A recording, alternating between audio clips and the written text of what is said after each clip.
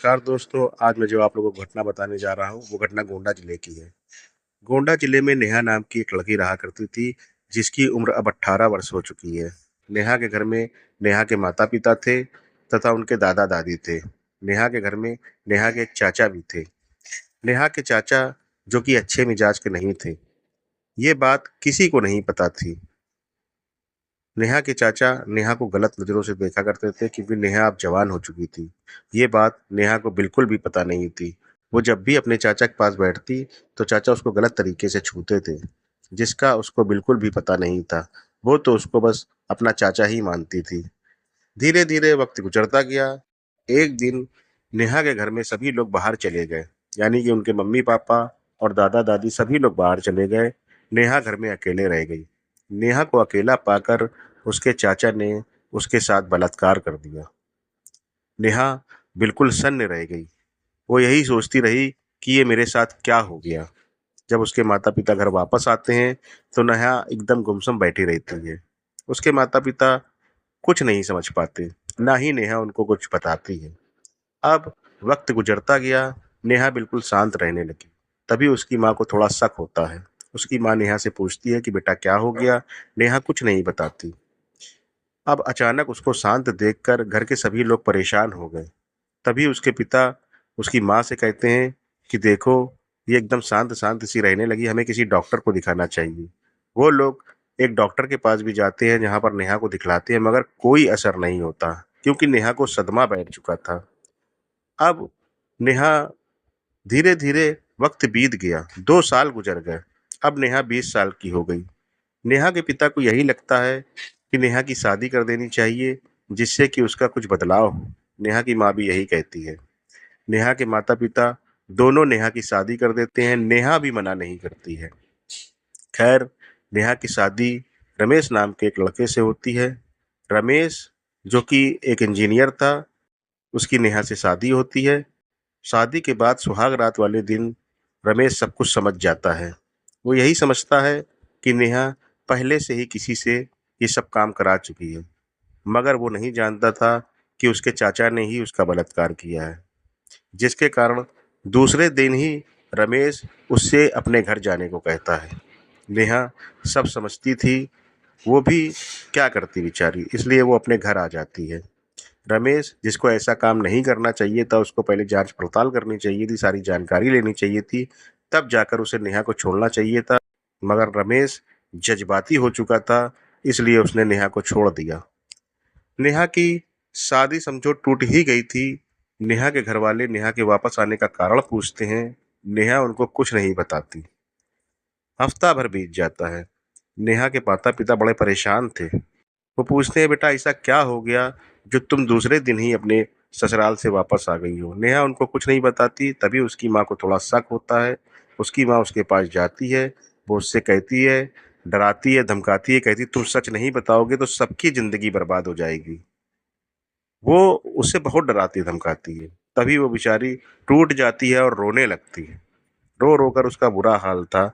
वो यही सोचती है मैं बताऊँ भी तो क्या बताऊँ? खैर, वो हिम्मत जुटाती है और अपनी माँ को सब कुछ बताती है। वो बताती है 2 साल पहले उसके साथ क्या-क्या हुआ था, उसके चाचा ने उसके साथ क्या-क्या किया था, सब कुछ बताती है, जिसके कारण रमेश ने उसको छोड़ दिया। उसके चाचा, जो कि अभी बाहर गए हुए थे, उसके माता-पिता तथा उसके दादा-दादी सबको ये बात पता चल जाती है। जैसे ही ये बात पता चलती है, तो वो उसके चाचा का आने का इंतज़ार करते हैं। जैसे ही उसके चाचा घर पहुँचते हैं, तो उनको बहुत लताड़ लगाई जाती है। नेहा के पिता यही सोचते हैं कि अगर इसको थाने में दे दिया गया, तो घर की ही बदनामी होगी। इसलिए उसको लताड़ लगाकर भगा दिया जाता है। अब उसके माता-पिता नेहा की ससुराल भी नहीं जा सकते थे, क्योंकि वो जानते थे कि अब किस मुँह से जाएँ। वो क्या जवाब देंगे उसके ससुराल वालों को। इसलिए वो नेहा के साथ कोई बुरा बर्ताव नहीं करते, उसको घर में रहने देते हैं। मगर ये जो समाज होता है, ये बड़ा खराब होता है। धीरे-धीरे 3 महीने बीत गए। अब समाज के लोग उसको बहुत ही बुरी तरह से देखने लगे और बहुत ही बुरी नज़रों से और बहुत ही बुरी-बुरी बातें करने लगे। नेहा बेचारी क्या करती, वो परेशान हो चुकी थी। इसलिए नेहा एक दिन सोचती है कि मैं ही नहीं रहूँगी, तो शायद सब कुछ ठीक हो जाए। इसलिए नेहा एक दिन आत्महत्या करने के लिए जाती है। वो अपने पास ही की नदी में जहाँ एक पुल बना हुआ था उसके ऊपर छलांग लगाने ही वाली होती है कि वहाँ पर एक लड़का आ जाता है जिसका नाम रवि था।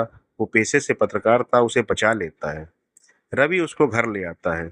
घर में उसकी आत्महत्या का कारण पूछता है कि इसने आत्महत्या की कोशिश क्यों करी, मगर घर वाले उसको कुछ नहीं बताते। रवि उनके यहाँ अक्सर आने जाने लगा। वो यही सोचता था कि पता नहीं क्यों इस बेचारी ने ऐसा काम किया, हो सकता है ये बहुत परेशानी में हो। इसलिए वो उसका हाल चाल लेने के लिए उसके घर आने जाने लगा। फिर उसकी माँ को ऐसा लगता है कि ये जो लड़का रवि है ये बहुत ही अच्छा लड़का है, इसलिए वो उसको बहुत ही रिस्पॉन्स देने लगी। एक दिन रवि फिर उनसे ये बात पूछता है कि उसने ऐसा क्यों किया था, तो जो नेहा की माँ थी वो सब कुछ सच-सच बता देती है। वो अपना समझकर रवि से सब कुछ सच-सच बता देती है। रवि यही सोचता है तो इसमें इस बेचारी की क्या गलती है? जो भी गलती है वो इसके चाचा की गलती है, इस बेचारी की कोई गलती नहीं है। और उस बेवकूफ़ ने इसको छोड़ दिया, पहले पूरा समझना चाहिए, पूरा जानना चाहिए, फिर जाकर नेहा को छोड़ना चाहिए, मगर रमेश ने इसको छोड़ दिया जो कि अच्छा काम नहीं किया। खैर, नेहा के साथ अब जो कुछ भी हुआ आगे अच्छा ही होगा। ये बात सुनकर नेहा की माँ बहुत ही खुश होती है। वो यही सोचती है ये कितना समझदार लड़का है, अगर ऐसा लड़का इसका पति बन जाए तो सब कुछ ठीक हो जाएगा।